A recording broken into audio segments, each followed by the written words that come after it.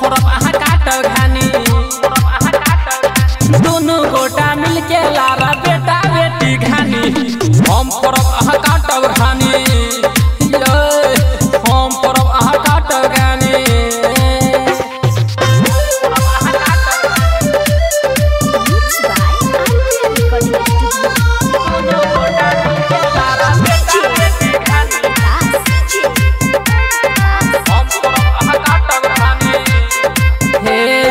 मोरब जे माखान एक बेर लगतै ने जे घाटा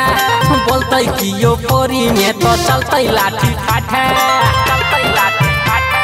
हे जे कनिया मोरबै जे माखान एक बेर लगतै ने जे घाटा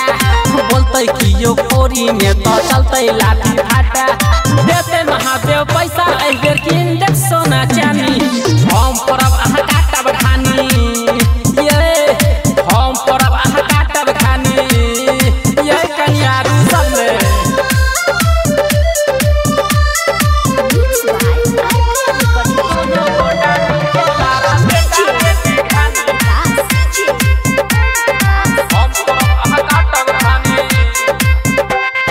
रोज रोज मेहनत करबै मिलके है दुनू प्राणी तबे न बना के रखब दिल के अपन रानी हे ये कनिया रोजे रोजे मेहनत करबै मिलके है दुनू प्राणी तबे न बना के रखब दिल के अपन रानी